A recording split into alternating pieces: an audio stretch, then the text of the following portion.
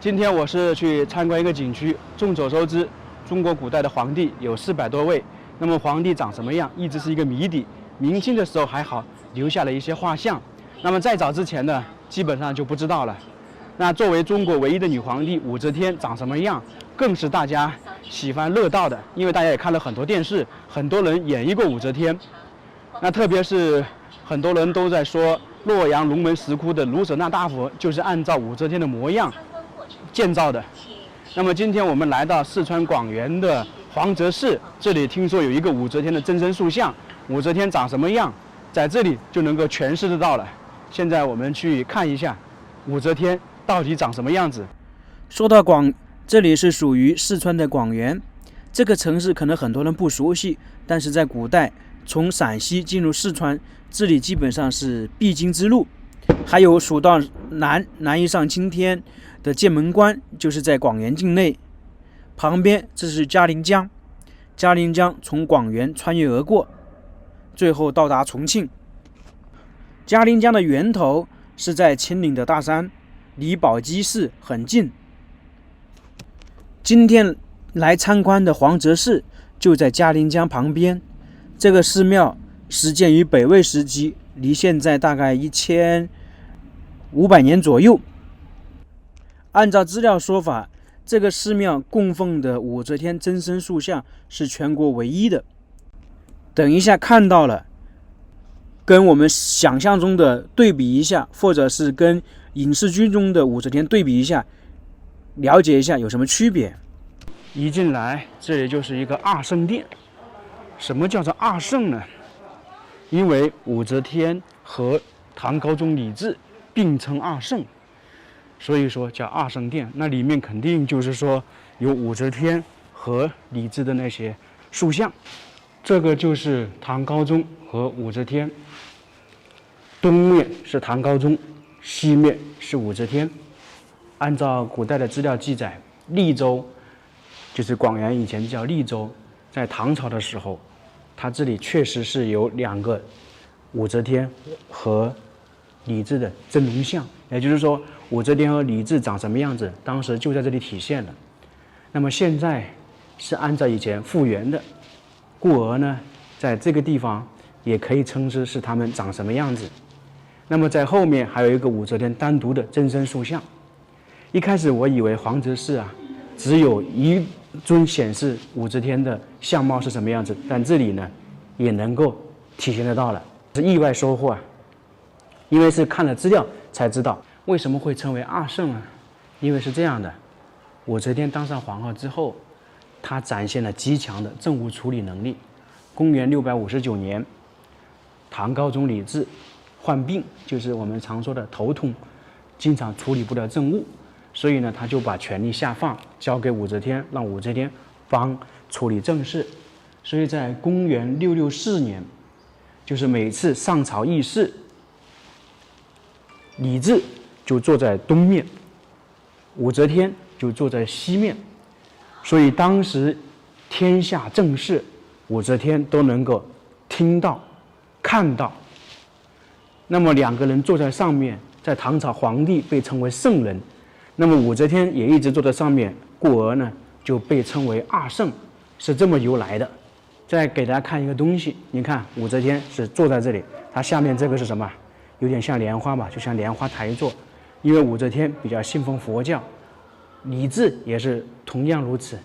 你像李治对那个唐僧就是玄奘比较尊重，像陕西那个玉华宫还给了唐僧翻译经书，包括下面也是跟莲花有关，所以他们2个都是如此。大家如果有时间的话，还可以看到陕西的乾陵，我们再这样看看他们2个的像，确实很威武吧。在这里呢是威武霸气，在旁边还有一些人物的塑像，这个比较有名的有徐茂公、李义府。大家说笑里藏刀是谁呢？说的就是他，是从他这里开始的，就是说表面很和善，但是笑里呢藏刀，阴险起来不得了。他深受武则天的器重，这2个人对武则天能够当上皇后立了大功那这2个人非常熟悉了，上官婉儿、狄仁杰都是非常受到武则天的器重。上官婉儿是属于武则天的心腹，那狄仁杰就更不用说了，都是当过宰相。那么上官婉儿是什么时候去世的呢？她是被唐玄宗下令杀害的。这个黄泽寺历史悠久，它是始建于北魏时期，到现在已经1500年的。最开始主要是一些摩崖石刻，就像我们现在看到的这些，包括最上面有一个楼，墙壁上也有很多佛像。那么武则天是在广元出生的，以前是叫利州，她后面为了纪念家乡，就把这个地方改成黄泽寺，并且建造了很多塑像。这些也是文物，属于宋墓石刻。它这个属于在广元出土的一些墓葬，显示的是宋朝的，主要反映宋朝流行的乐舞以及戏剧方面的一些表演。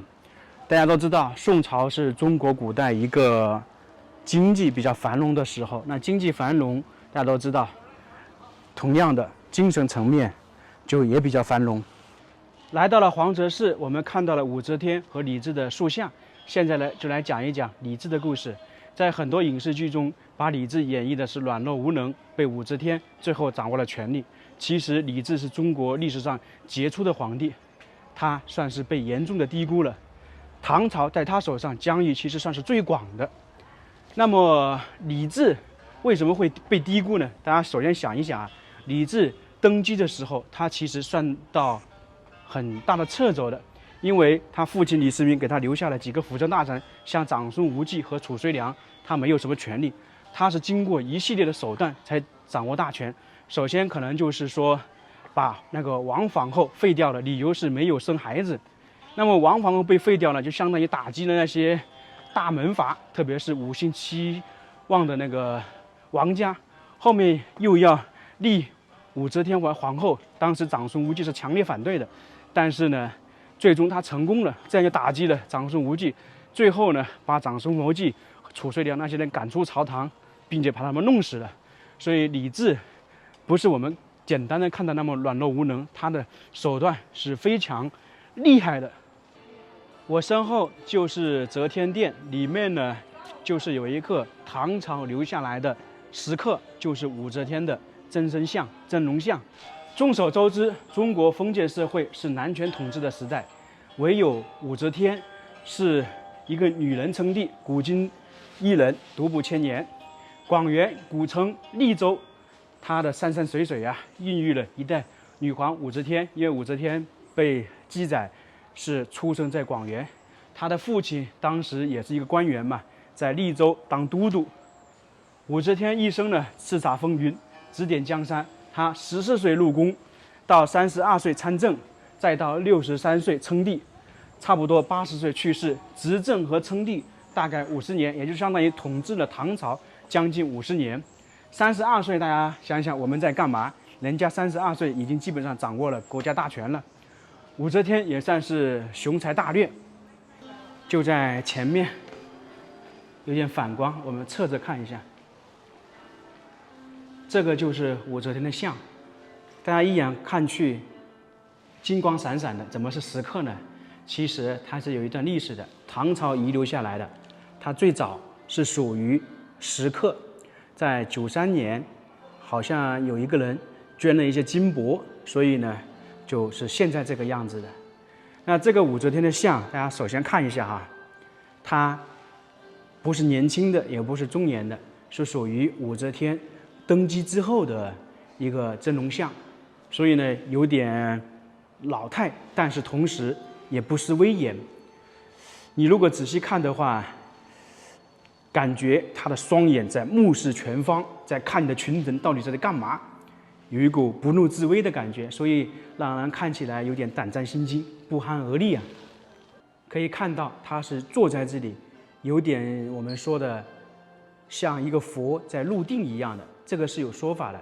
那个双手呢禅定印，为什么会这样呢？因为武则天她是讲，她为了稳固自己的统治，就说自己是属于弥勒佛转世，代佛管理大唐。因为当时她登基称帝的时候，反对者太多了，因为作为一个女人，要压在这些大臣的头上，压在这些门阀大族头上，他们是非常不愿意的。所以从武则天掌权开始，对她的反对者特别多。所以武则天能够登基为帝是非常不容易的，特别是作为女人能够当皇帝，那就更不容易，更不简单。你看武则天，她是头戴高宝冠，这个冠上面呢还有个坐佛，颈戴项圈，这个时刻刻画的还是挺逼真的。那么这个石像大概有1300年，感觉让人不寒而栗，胆战心惊啊！